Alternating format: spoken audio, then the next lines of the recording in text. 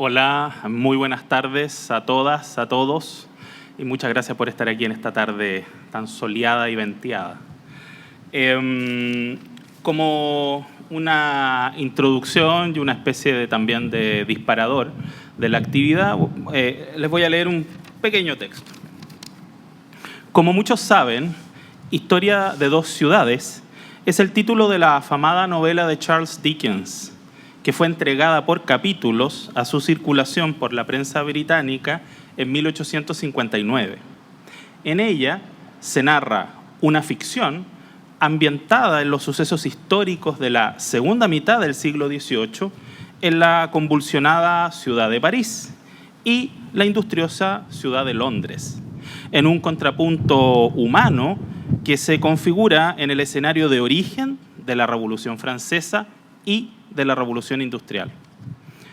A muchos kilómetros de allí, pero como parte de una realidad que ya estaba mundializada, la historia de otras dos ciudades iban a sellar un vínculo de origen, el que también reproduce, curiosamente, las condiciones del escenario narrado por Dickens. Nos referimos a Valparaíso y Limache, ciudades unidas por el ferrocarril, que fue sin duda un despliegue territorial deudor de la Revolución Industrial del más alto impacto en el proceso de modernización de nuestro país, pero también ciudades unidas por los efectos de la modernización política del Estado chileno, ya que, tal como nos recordaba ayer en este mismo lugar el historiador Rafael Sagredo, mientras nuestra Constitución de la República de Chile se redacta en buena parte acá, en Valparaíso, ese mismo año de 1828 se da reconocimiento a la Villa Alegre de Limache, dando respuesta a solicitud de sus vecinos. Hoy, la historia de estas dos ciudades no solamente se reconoce en sus hechos y la narración que hagamos de ellos, que con una mayor o mejor calidad de la investigación arqueológica, histórica, urbanística y de muchas otras disciplinas, es bastante evidente para un pequeño círculo de personas que trabajamos cotidianamente en estos asuntos.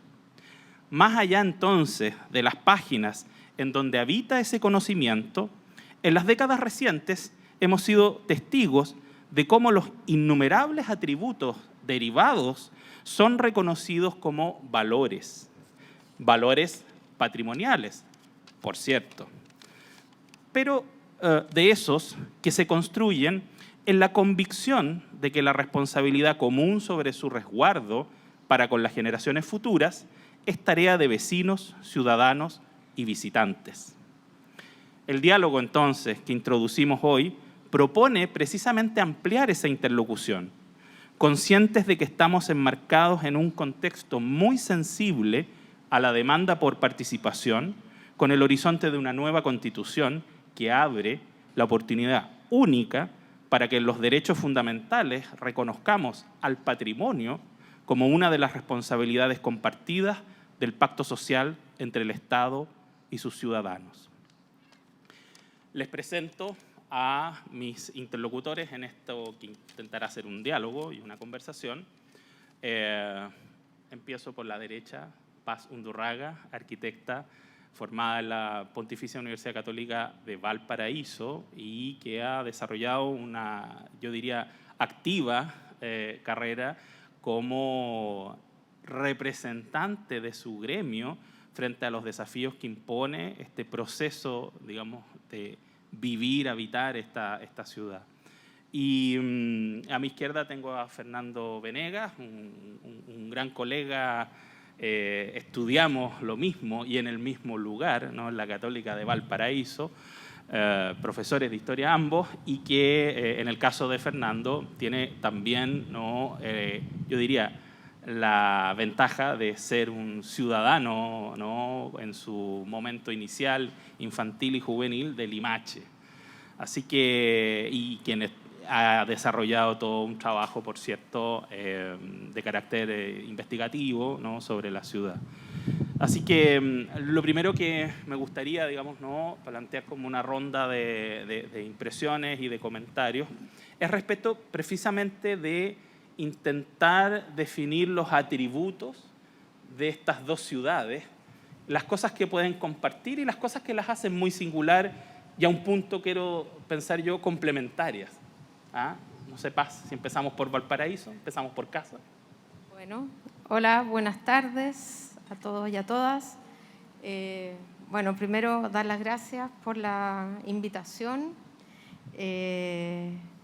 y mencionar que, claro, Limache y Valparaíso yo creo que en el último tiempo han demostrado que son dos ciudades bastante atípicas y que se resisten un poco a transformarse en ciudades típicas. Nosotros siempre hemos estado así, zona típica no, zona atípica. Eso es lo primero que quería mencionar. Lo segundo es que, claro, en Valparaíso, si bien hay una metodología de identificación de atributos y de valores que está técnicamente establecida, yo creo que una de las cosas que yo destacaría, sí, para no extenderme, tiene que ver con la capacidad de adaptación. Y eso yo creo que es lo que uno dice, bueno, ¿por qué ciertos modelos o ciertos mecanismos de activación de la ciudad no piensan en cuál es el mejor mecanismo que se adapta a un territorio como el nuestro, a un territorio que exige una cierta distribución territorial, cuya capacidad instalada es importante de valorar, de ponderar.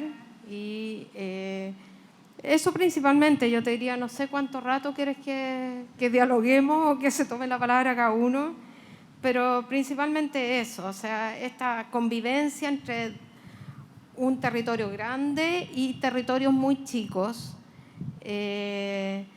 Y eso, el patrón de asentamiento que se adapta a una cantidad de condicionantes propias del territorio y también de la condición portuaria que tiene la comuna.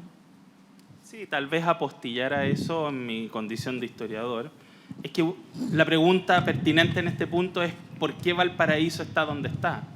Y existe donde existe, ¿no? Y en ese sentido hay condicionantes geográficas que dicen relación con la latitud de Valparaíso, ¿no?, que es una cosa muy importante en el siglo XVI y en el siglo XVII para la navegación y para esta primera mercantilización o mundialización, ¿no?, del planeta.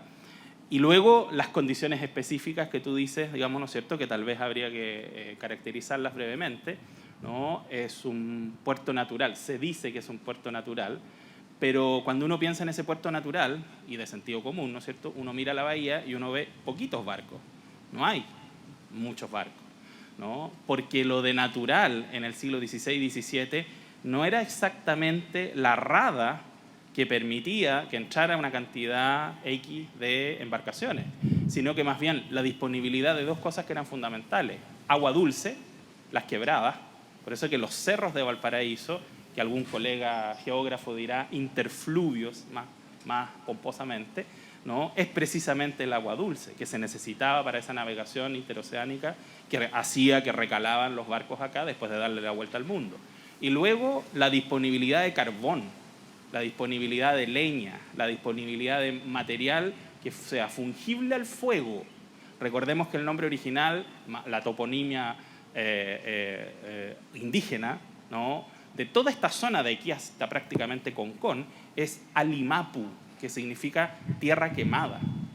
Cuando llegan los primeros cronistas, ¿no?, que toman razón en escritura, digamos, ¿no es cierto?, de lo que ven de Valparaíso, son unas pilas de humo, de fuego, ¿no?, alimentadas, adivinen por qué, por este viento que estamos padeciendo en este momento.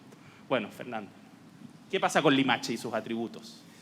Bueno, primero que todo, por supuesto, agradecer también la invitación de poder estar acá conversando en esta fantástica tarde ventosa de Valparaíso.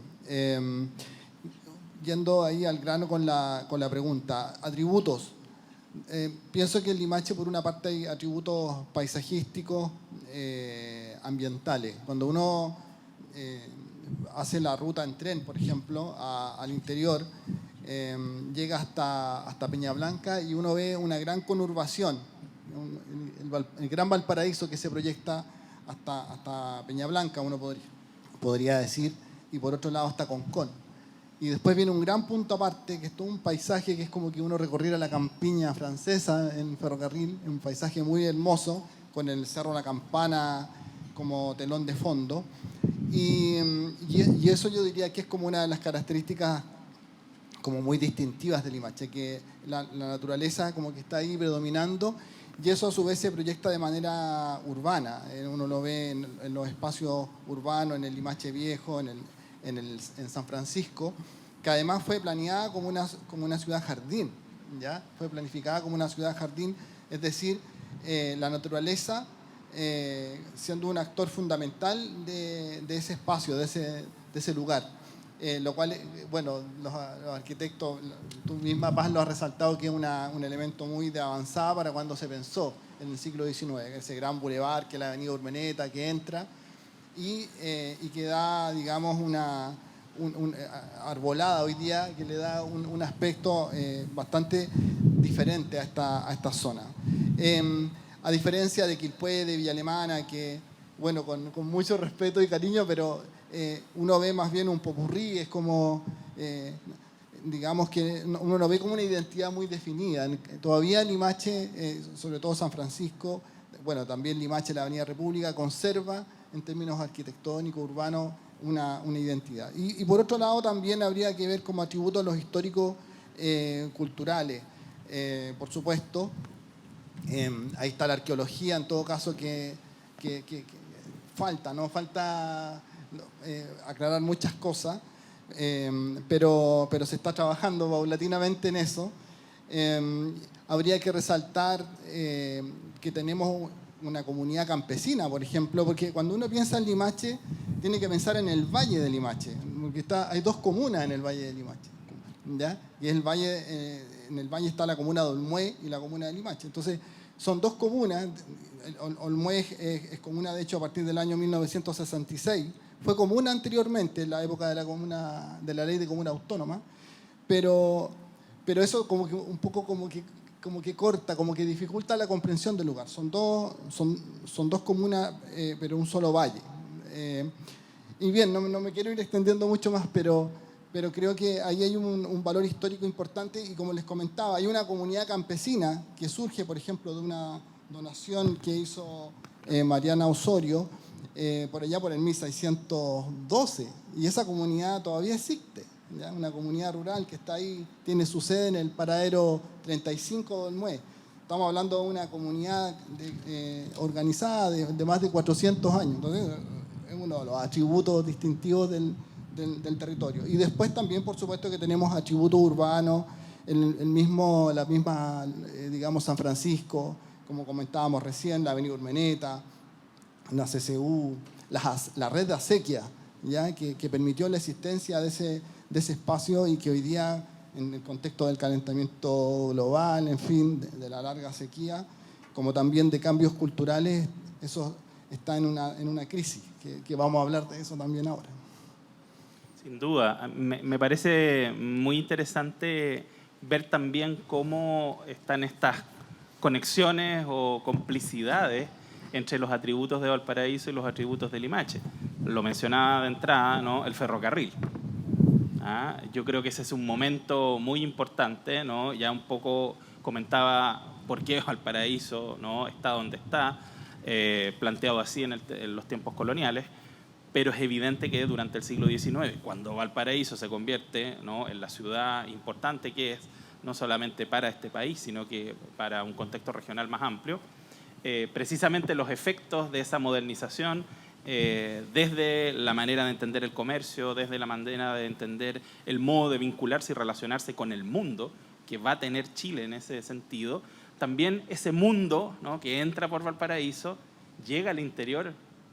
Por supuesto, quisiera dar dos ejemplos, quizá el audio no sé cómo se escuche, pero un par de ejemplos. El tema de la leche, por ejemplo, ¿ya?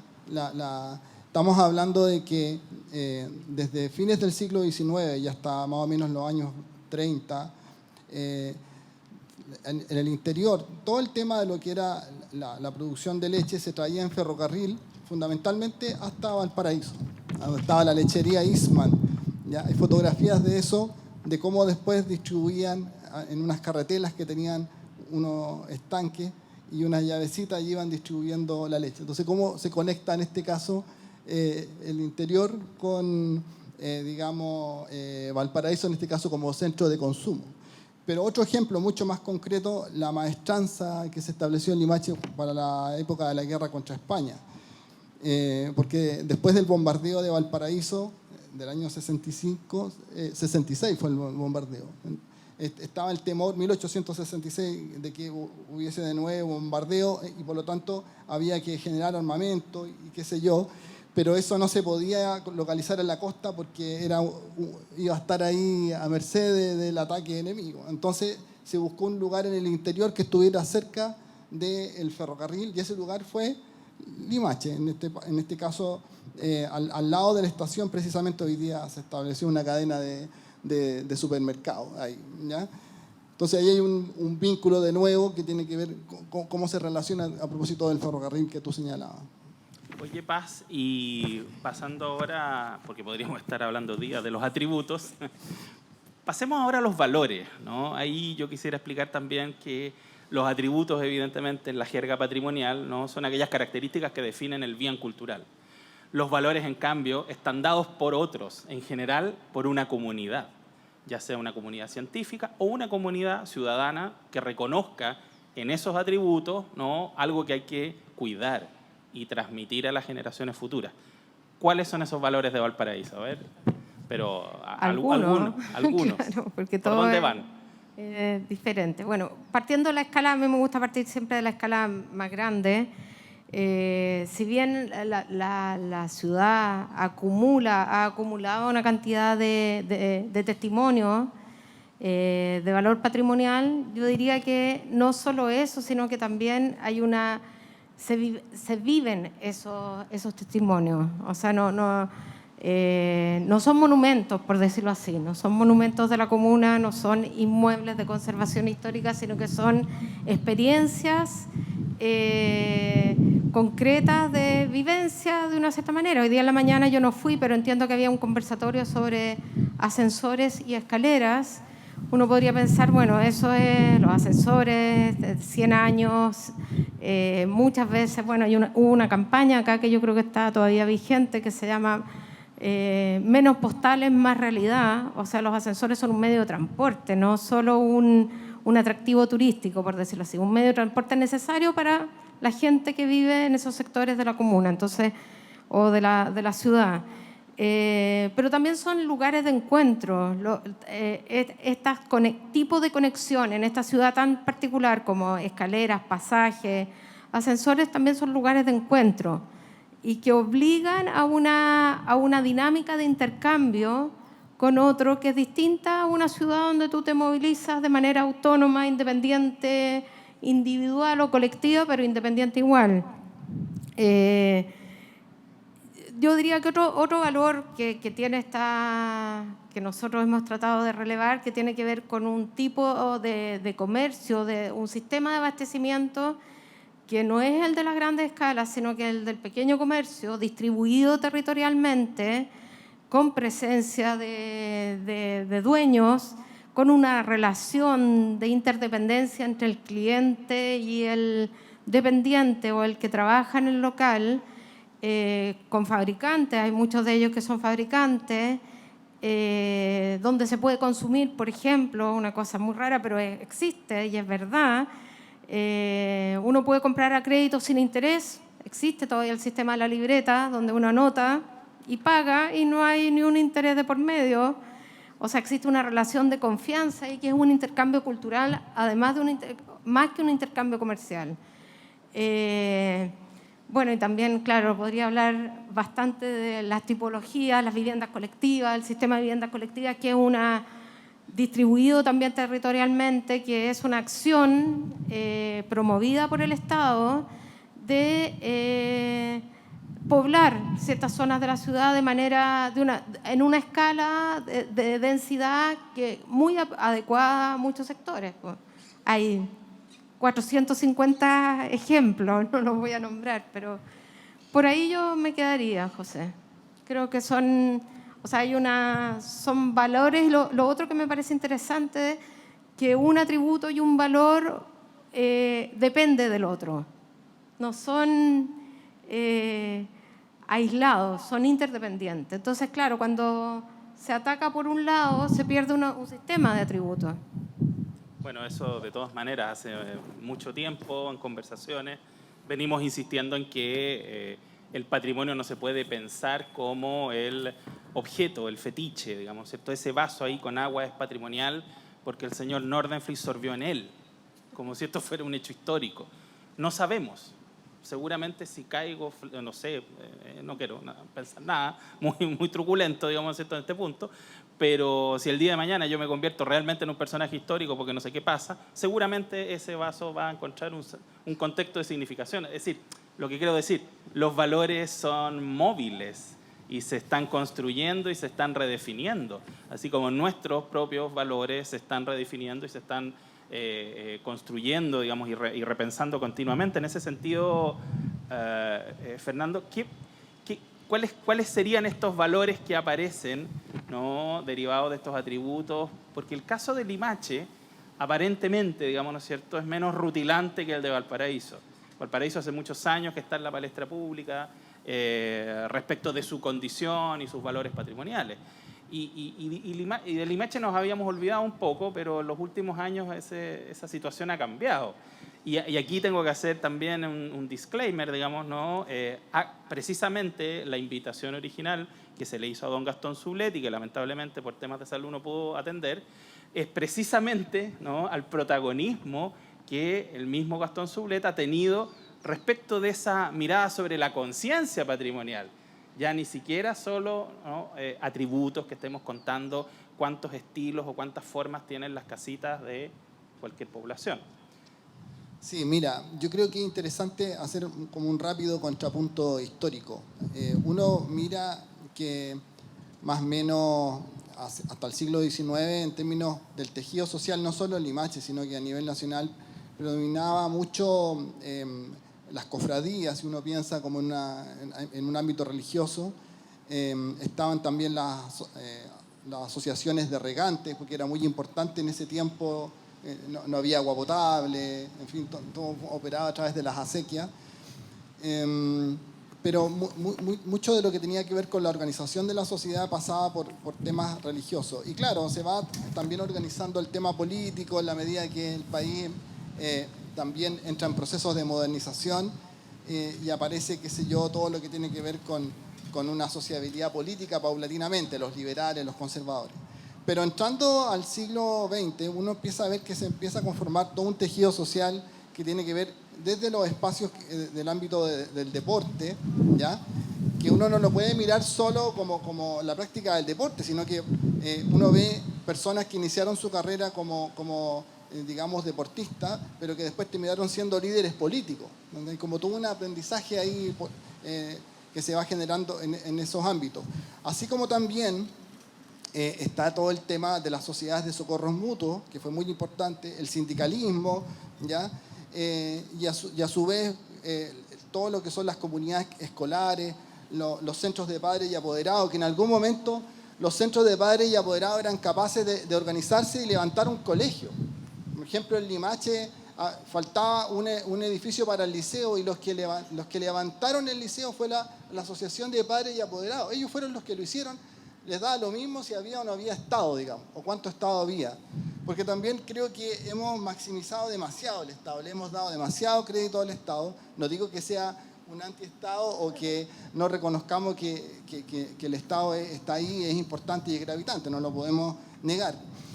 Pero sí ha habido momentos en donde la comunidad, habiendo insuficiencia de Estado, se organiza y se hace cargo de muchas cuestiones, como por ejemplo el mismo tema de las vacunaciones masivas. Siempre se le da mucho crédito al Servicio Nacional de Salud, pero quien hacía las vacunaciones masivas era la Cruz Roja, ¿ya? En los años 30, en los años 40, era la comunidad que se organizaba y cuando había una pichanga iban las personas, los practicantes, o iban las mujeres, ¿cierto? y si alguien se lesionaba, ahí y le veían la lesión. Hay todo un tejido social que además se proyectaba, qué sé yo, sobre el Club Rotario, lo que era el Club de Leones, era una cuestión muy vasta que tuvo un rol muy importante, digamos, y a eso habría que agregar las juntas de vecinos, antes de la ley de juntas de vecinos, a los años 30, a los años 40, las juntas de adelanto, etc. Y todo eso entró más o menos en una crisis a partir del 73, ¿ya? Y más allá del tema de lo que significó políticamente el golpe, digamos, eso entra en crisis por el modelo también, y lo que implica el individualismo, cómo entra y cómo nos cala hasta los huesos, y cómo entonces la gente empieza a funcionar cada uno, digamos, en función de sus intereses y de sus propios propósitos, y digamos, el tejido social se diluye.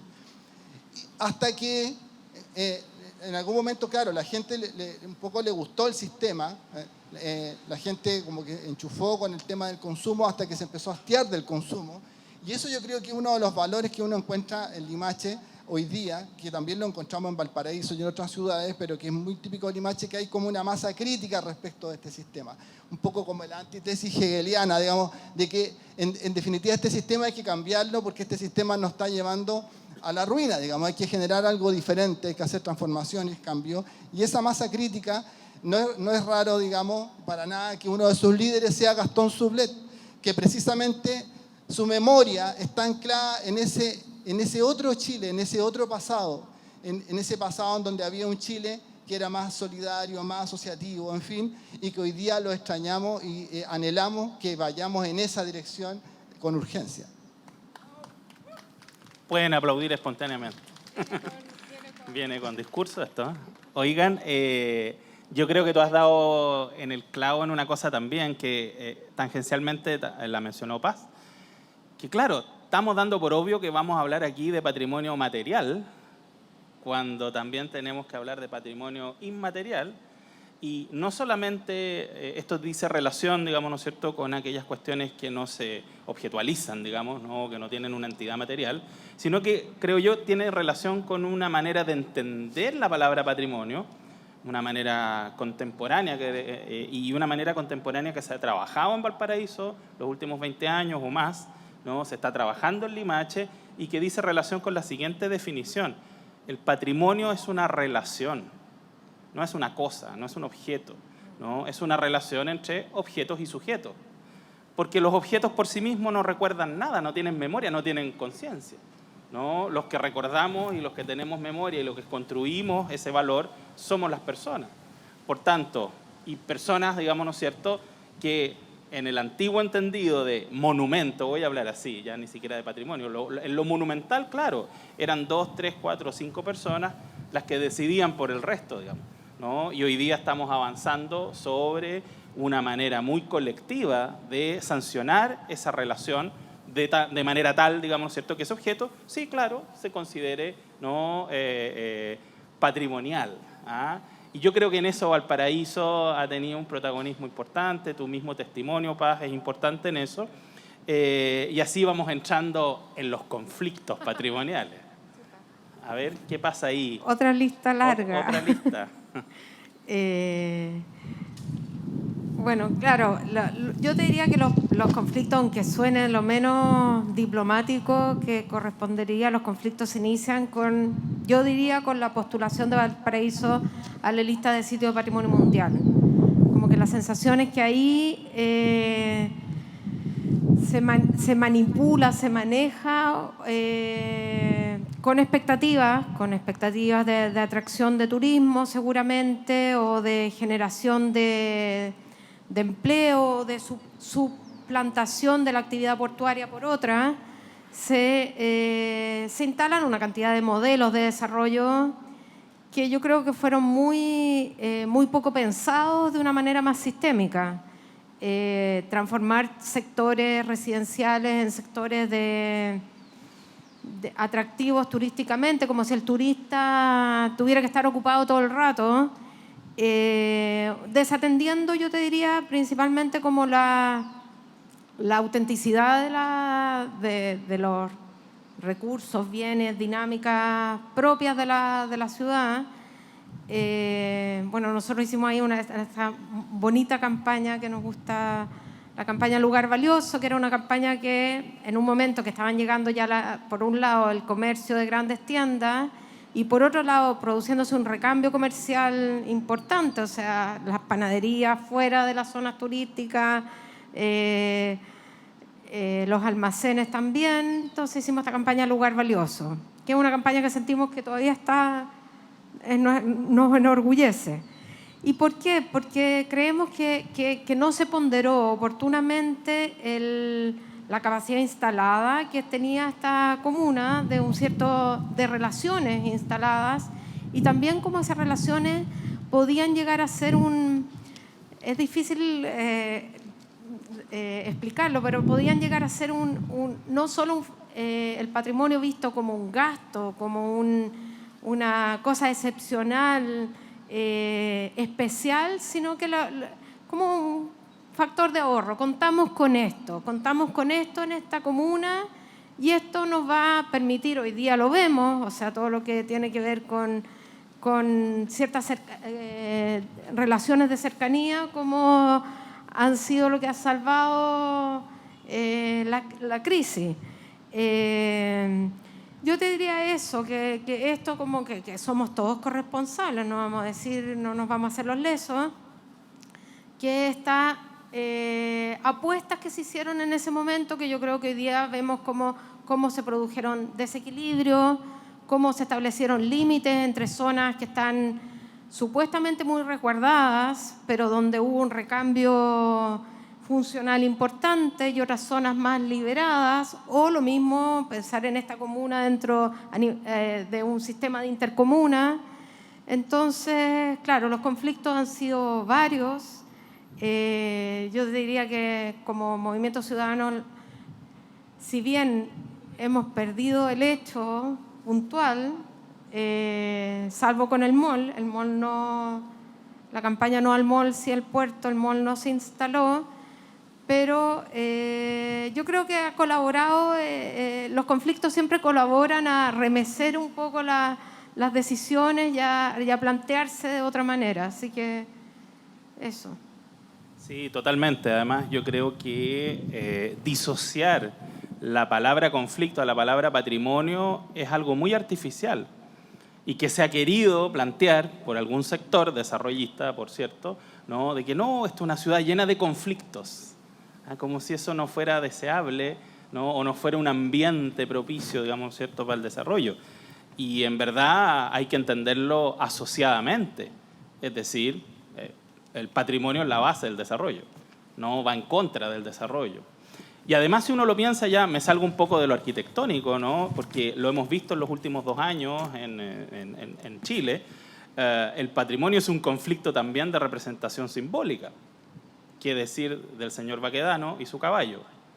Entonces, también ahí queda bastante claro, ¿no?, de que, y esto que ha ocurrido con Baquedano en Chile, bueno, es una larguísima historia milenaria de lo que en la jerga se llama la iconoclasia, digamos, ¿no? O sea, derrumbar una imagen para instalar otra, porque mis ideas y mis valores están en conflicto y están tensionando en crisis, digamos, ¿no es cierto?, los de un sector o los de una comunidad dentro de una sociedad. Vamos a los conflictos de Limache, don Fernando, a ver si saca aplauso de nuevo. Bueno, en realidad yo pensaba en, más que los conflictos en sí mismos, ¿por qué llegamos a los conflictos en el ámbito patrimonial? Primero, insistir en el tema de este modelo neoliberal a ultranza que tenemos, que cruza todo, digamos, vertebra todo. Por otro lado, tengo un par de anotaciones acá. Autoridades municipales no sensibilizadas con los valores patrimoniales, ¿ya? Las autoridades municipales, una vez que son electas, están pensando en la próxima elección y no en el gobierno local. Esa es como a lo mejor habrá alguna excepción a la regla, ¿ya?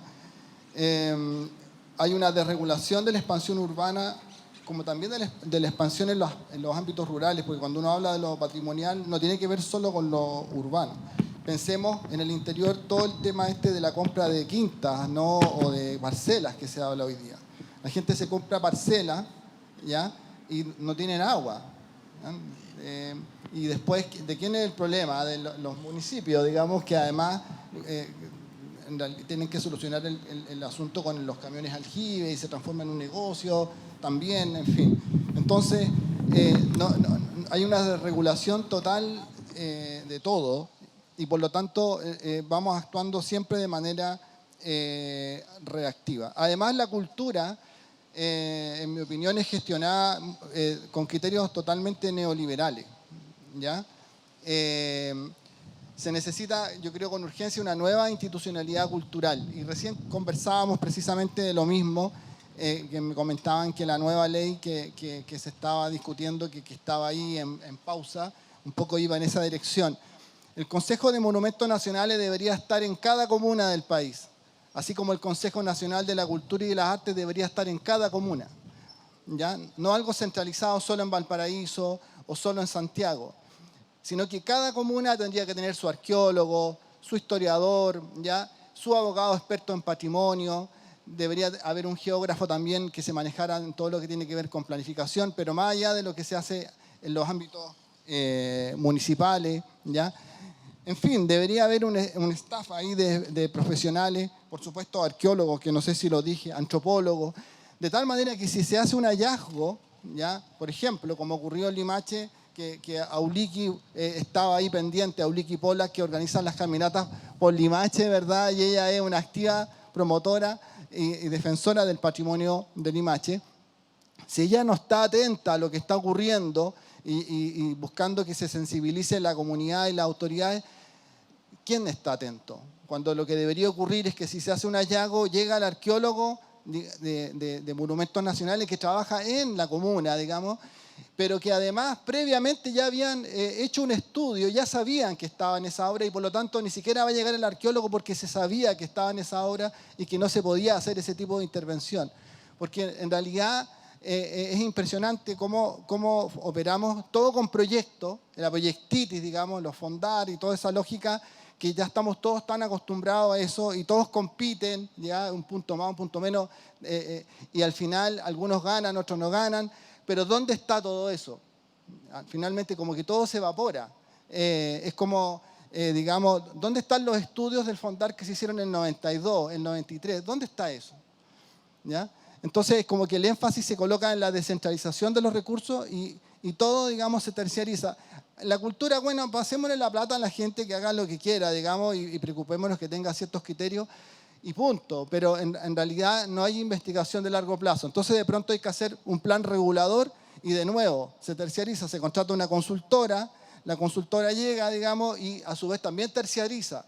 Vamos a hacer el estudio histórico de esta comuna. ¿A quién contratamos? A fulano, ya, fulana, hace el estudio, pero ese fulano le pagan una porquería por hacer ese estudio, que al mismo tiempo, para poder sobrevivir, está haciendo varios estudios simultáneamente, y ¿qué es lo que hace? Un pegoteo.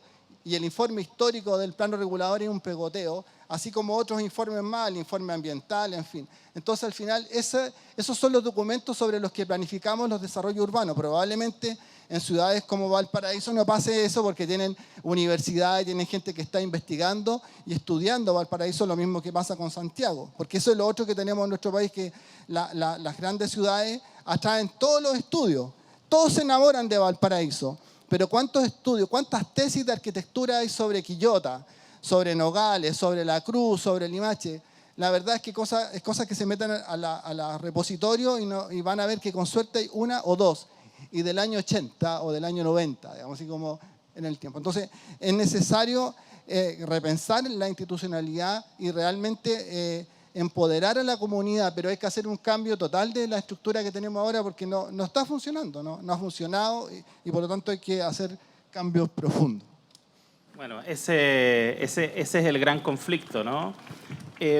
Sin embargo, no quiero dejar de lado también las esperanzas, las posibilidades, los sueños, si se quiere, ¿no? Sobre todo en el momento en que estamos. Estamos en un momento constituyente, dicen muchos, ¿no? Hace unos meses y muy probablemente eso sea una gran oportunidad para el patrimonio. No sé, Paz, ¿cómo lo ves tú? ¿Aló? Ya. Quiero replicar algo que dijo Fernando. Yo no sé si acaso sería la solución y te quiero invitar a esta reflexión, tener una oficina de Consejo Monumento en cada comuna. Creo que justamente yo creo que lo que... O sea, por un lado sí, está bien descentralizar, pero no solo descentralizar, sino que yo diría que también, no sé cómo decirlo, hay sistemas de patrimonio, de relaciones que se repiten o que se complementan a lo largo del país. Y lo que falta es una política pública respecto a ellas. Por ejemplo, no sé, pues todos los sistemas asociados al ferrocarril, o asociados a los puertos, o asociados a soluciones de vivienda colectiva. O sea, a mí me interesaría más como no una mirada individual de cada territorio, sino que una política pública que abordara a nivel nacional este desafío. Eso es lo que quería decirte. Por favor, el moderador tiene su derecho aquí... a réplica, 1 minuto. Sí, yo creo que efectivamente sí tiene que existir, por supuesto, esa mirada panorámica, pero yo estoy pensando en el modelo mexicano, el modelo del Instituto Nacional de Antropología. Y en ese modelo, por ejemplo, a mí me tocó estar en Zacatecas dando una charla en el Instituto Nacional de Antropología y tenían un staff de especialistas que estaba abocado al estudio y a la puesta en valor, en fin, de los atributos históricos, culturales, arquitectónicos, arqueológicos de Zacatecas. Entonces no se dependía de Ciudad de México. Nosotros en Limache, ¿cierto?, hicimos una presentación de zona típica, ¿ya? Y esa presentación de zona típica, ¿dónde se resuelve? En Santiago. Y hay que ir, ¿cierto? Señor, por favor, mire, estos son nuestros atributos, mire, lo vamos a estudiar, lo vamos a analizar. ¿Y cuánto tenemos que esperar si nosotros sabemos cuál es el valor y la importancia que tiene eso? Entonces, si de lo que se trata finalmente es que son las comunidades las que tienen que, digamos, estar empoderadas y ser las principales gestoras del patrimonio. Un poco mirándolo en otro ámbito, estoy pensando en Francesco Di Castri, cuando proponía el concepto de reserva de la biosfera. Ustedes saben que desde los años 70 existe este concepto y Francesco Di Castri se inspiró en la construcción de este concepto en el Parque Nacional La Campana, cuando no era Parque Nacional, en realidad las comunidades del área de Olmué, porque cuando él recorrió ese territorio se dio cuenta de que las personas más preocupadas de la conservación de este espacio, de este entorno, eran los mismos lugareños. Entonces dijo, esta es la clave. O sea, no necesitamos que venga alguien, digamos, una policía forestal, por decirlo, a cuidar el lugar. Porque podemos tener 100 policías, pero si la gente no está empoderada, no está compenetrada con el lugar, no sirve. Entonces, el modelo de reserva de la biosfera tiene como principales protagonistas de la conservación de los territorios a las mismas comunidades. Y de hecho, bueno, el Parque Nacional La Campana hoy día es una reserva de la biosfera, pero ese es el significado de una reserva. Y lo mismo tiene que ver con temas patrimoniales a esta escala. Entonces, lo que ocurre es que, en el fondo, es como que la estructura que tenemos acá es muy jerárquica, muy vertical, y eso es lo que yo creo que hay que cambiar. Ahora, entendiendo la comparación, que es bastante ambiciosa respecto de México, solo un dato factual: México es un país que tiene 35 sitios inscritos en la lista de Patrimonio Mundial de UNESCO y es el 4º país que más aporta dinero a la UNESCO. Entonces, en México es una política pública transversal de hace 70 años, la institución que tú mencionas es del año 29, bueno, etcétera, etcétera. Pero yo creo que la ambición es buena y yo redoblo tu apuesta. Vuelvo a la cuestión de la Constitución. Me da la impresión, ¿no?, que si uno releva el tema de patrimonio además ahora tangible, intangible, natural, cultural, el patrimonio en su más amplio sentido, si uno releva el concepto de patrimonio contemporáneo a los derechos fundamentales de la Constitución, o sea, lo saca de la discusión sectorialista de cultura, porque, estimados y estimadas, eso va a estar en el artículo número 90.000 de abajo, ¿no? Si uno lo pone en los artículos primeros, yo no soy abogado ni constitucionalista, pero he conversado, por ejemplo, con el profesor Esquella de este tópico, ¿no? Y claro, él me dice, bueno, sí, eso sí que es súper ambicioso, ¿no? O sea, relevar, y porque eso significa que la estructura del Estado se tiene que coordinar, cuestión que evidentemente no existe hoy día, ¿no? Ni ha existido, ¿no? Coordinar en torno a este tópico, ¿no? Como un objetivo estratégico transversal, etcétera, etcétera. Entonces, esa cuestión, ¿no? En ese sentido iba como mi comentario hacia las oportunidades de la Constitución, ¿no? Más allá de una ley sectorial, una cosa específica, o que la gente que estamos preocupadas de los temas o trabajamos en estos ámbitos, ¿no? Claro, se lee como una defensa corporativa, como una defensa gremial, como una defensa de cosas que nosotros pensamos que son buenas para el resto, pero el resto a lo mejor no tiene sus reparos, sus dudas, sus matices. ¿Ah? En cambio, si tú relevas esto más arriba, ya no solamente le estás diciendo al resto que este pequeño pedazo, digamos, ¿no es cierto?, de las consideraciones respecto de nuestra vida en sociedad es importante, sino que el Estado considera que es muy importante. Paz, ¿qué piensas? Comparto la misma esperanza tuya, José. Yo creo que, o sea, eso se suma, bueno, estamos en un proceso constituyente no porque alguien tomó la decisión, sino que porque es el resultado de una movilización importante.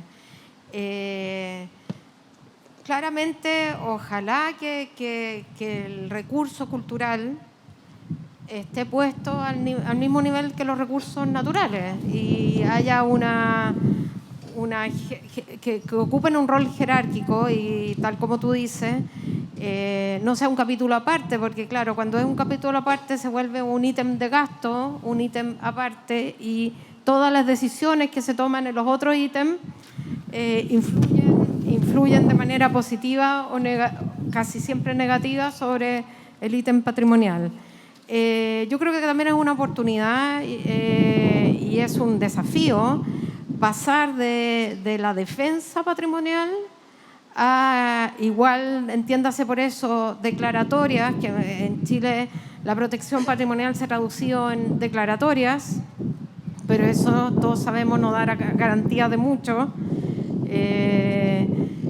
Porque, claro, hay varias cosas. Uno, como un terremoto, no se acuerda que está protegido, pero también las declaratorias muchas veces no son un incentivo para su preservación, sino que son todo lo contrario. Bueno, está protegido. Donde estamos, es un lugar que se demuele intencionalmente previo a una protección. Pues por eso que tenemos este lugar acá, este sitio Eriazo con unos muros perimetrales.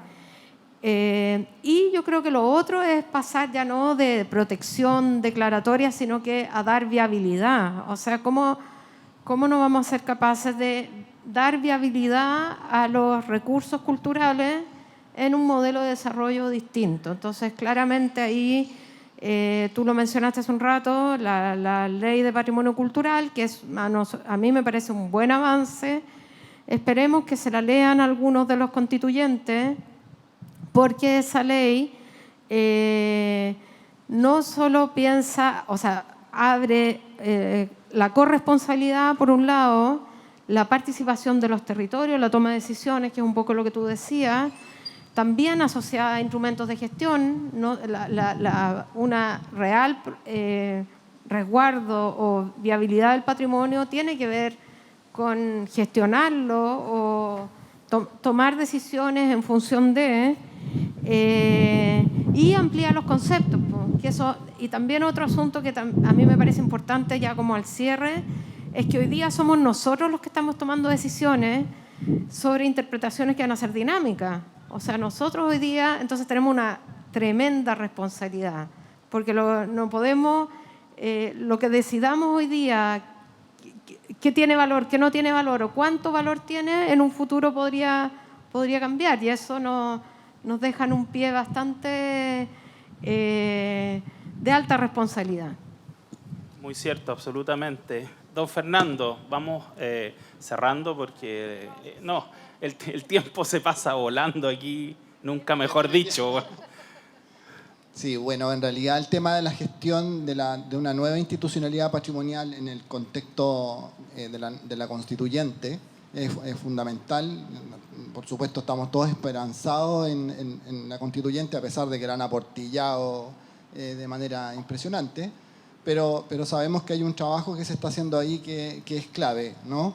Y ahí es fundamental, insisto, generar esta institucionalidad que sea descentralizada, empoderando a los territorios y creo que, bueno, yo lo imagino así, ¿no? Con el Consejo de Monumentos Nacionales, con el Consejo de la Cultura, gestionando desde las comunas, ¿ya? Y no la lógica actual que tenemos, que es muy centralizada. Y a su vez creo que estoy pensando que estas instancias tienen un rol clave en lo que tiene que ver con la educación, que yo creo que ahí está la clave de todo también. Porque muchos de los problemas que tenemos ahora tienen que ver con cómo nos hemos educado y cómo pensamos las cosas, digamos. Y estoy pensando precisamente, por ejemplo, en los mismos pueblos originarios. Cuando se pasa en los colegios el tema de los pueblos originarios, básicamente es con la lógica evolucionista, yo diría todavía, cuando se habla, ¿verdad?, de que los pueblos se dividen en bandas, ¿ya?, tribus, señoríos y finalmente estado, imperio, ¿ya?, pensando en lo que es el mundo americano. Y entonces, básicamente, entonces la atención se pone en los grandes imperios, ¿ya?, el imperio inca, ya en el imperio azteca, en los mayas, en lo monumental, en lo que justamente tú criticabas, o sea, al principio, esta idea de la monumentalidad que va más allá de la arquitectura en general, ¿ya? Y cuando se habla de los pueblos originarios chilenos se dice, bueno, pero eran bandas, eran tribus, ¿no? O sea, como que sociopolíticamente eran como lo más básico. Y esa concepción en la que después queda instalada aquí, ¿cierto?, en la mentalidad y en la que finalmente se traslada a un montón de cuestiones, como por ejemplo, a mí me tocó trabajar en el rescate del sitio arqueológico del estadio de Quillota. Hoy día ahí hay un estadio con norma FIFA y la obsesión era que antes que terminara un gobierno que había, para no, digamos, hacerlo como tan explícito, pero había un gobierno, ¿cierto?, que antes que terminara tenían que terminar el estadio. Ustedes pueden averiguar qué gobierno era. Y por lo tanto, la idea fue pasarle la aplanadora nomás a ese cementerio, que era un cementerio que podrían haber sido como nuestros soldados de terracota chino, porque era un cementerio de un valor arqueológico extraordinario, que habría generado un tremendo desarrollo, digamos, de la investigación, ya del área de la antropología, de la arqueología, de la historia, y eso a su vez trae una serie de repercusiones en el ámbito de la cultura, de la economía, incluso en términos locales, cosa de recorrer, hablábamos de México, de Europa, cómo la historia impacta en la economía, con esas moneditas que venden, digamos, en donde, qué sé yo, desde mercaderías muy sencillas hasta los sellos y las identificaciones de las poblaciones. Entonces, hay una cuestión ahí que hay que hacer un cambio profundo y yo creo que teniendo en el fondo, cuando uno dice Consejo Monumento, cuando uno dice el Consejo de la Cultura, estamos hablando de los artistas, de los arqueólogos, de los arquitectos, ahí en cada comuna trabajando, gestionando, pensando, planificando, pensando la larga duración. No esto de que voy a presentar un proyecto, voy a ver si me lo gano y un poco también en la precarización que tenemos hoy día para ver si tengo unas lucas más para el presupuesto. Además que, entre paréntesis, todos estos proyectos se han ido fundamentalmente, entrando en una lógica tan compleja de que básicamente son una fuente de financiamiento alternativa para los profesores universitarios, ¿ya? O sea, en algún momento los Fondar podía postular, digamos, un vecino, una vecina, pero es tan compleja la metodología que hoy día básicamente es para que postule la gente de las universidades y por lo tanto incluso hoy día a los profesores, las profesoras les reconocen, digamos también como en el currículum que se gana un Fondar. Entonces, esa cuestión creo que hay que definitivamente cambiarla y hay que apostar a hacer una transformación en la más larga duración. Entonces pensemos en la labor que hace ese arqueólogo, que hace ese historiador, ¿ya?, desde los museos locales, digamos, en las escuelas, y eso va a permitir cambiar la mentalidad y que en 30 y en 40 años más no estemos teniendo esta misma conversación, sino que estemos pensando cómo vamos a dar el otro salto, el otro paso para seguir, digamos, desarrollando y levantando la cultura de nuestros pueblos.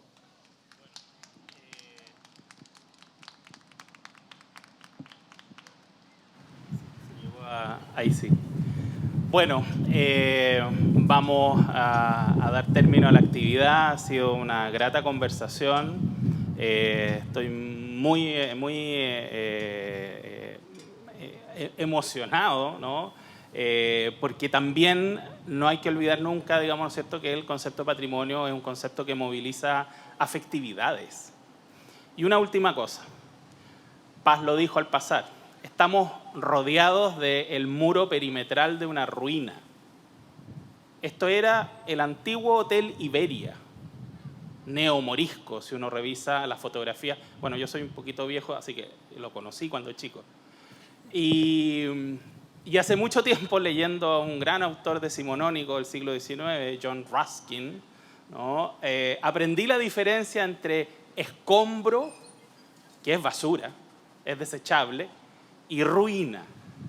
Y la ruina, en la ruina todavía late la posibilidad de un futuro para el patrimonio. Por lo tanto, me parece muy interesante, ¿no?, que estemos aquí en este lugar hoy día hablando no del pasado, del futuro. Gracias.